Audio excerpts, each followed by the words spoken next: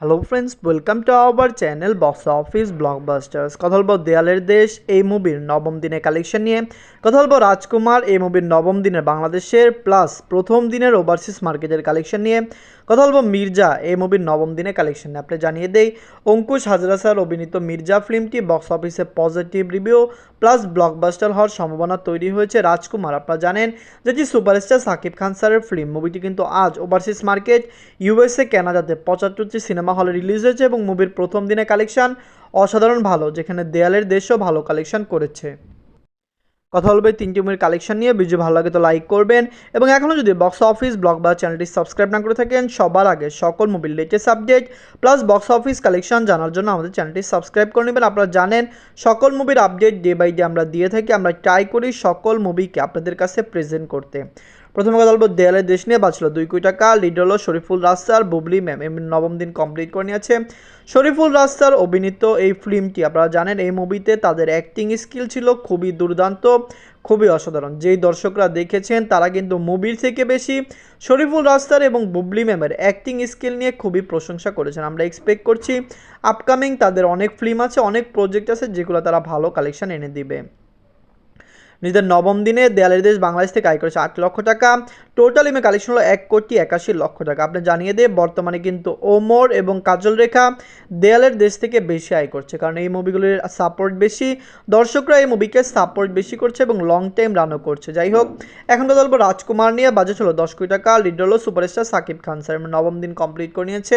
Superstar Shakib Khan sir অভিনীত রাজকুমার ফিল্মটি একটি blockbuster film. বাংলাদেশের ইতিহাসে আমার মনে হয় না এর আগে কোনো ফিল্ম এইরকম রেকর্ড ব্রেকিং কালেকশন করতে সক্ষম হয়েছে। খুবই কম সময়ে মুভিটি ভালো কালেকশন করেছে এবং আপনি জানিয়ে দেই ওভারসিজ মার্কেটে আজ রিলিজ হওয়ার পরে মুভির হাইপ আরও বেশি ক্রিয়েট হয়েছে।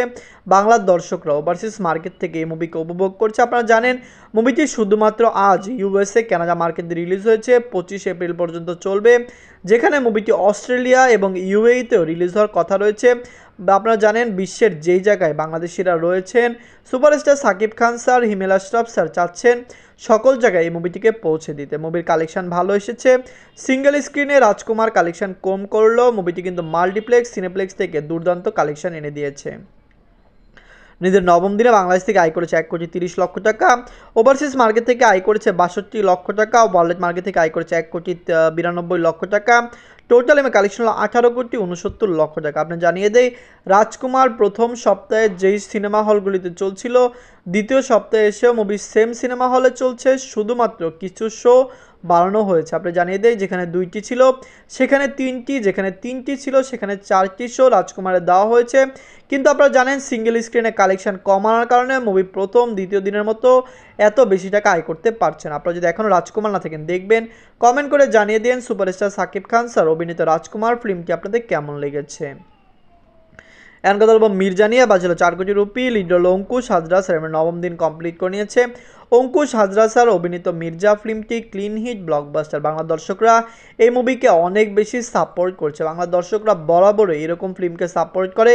মির্জা এসেছে এবং মির্জা অবশ্যই রেকর্ড ব্রেকিং কালেকশন পুরো ওয়ার্ল্ড মার্কেট থেকে করতে পারবে। আমরা এক্সপেক্ট করছি মির্জা লং টাইম রান করবে এবং মির্জা বক্স অফিসে 5 কোটি রুপি প্লাস বিজনেস করবে। অঙ্কুশ হাজরা স্যার বলেছেন তার মির্জা 2 নিয়ে অনেক বেশি পরিকল্পনা রয়েছে, তিনি মির্জা 2কে প্যান ইন্ডিয়া রিলিজ করবেন। যাই হোক, মির্জা নিজেদের নবম দিনে ওয়েস্ট বেঙ্গল থেকে আয় করেছে 12 লক্ষ রুপি।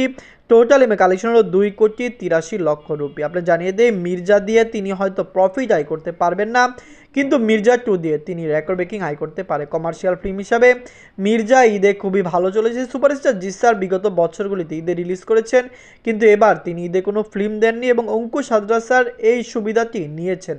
যাই হোক, মির্জা, রাজকুমার এবং দেয়ালের দেশ এই 3টি মুভির মধ্যে সবচেয়ে বাংলা মুভি কোনটি, কোনটি বিগেস্ট ব্লকবাস্টার, কোনটি ফ্লপ, কমেন্ট করে জানিয়ে দিন। ধন্যবাদ।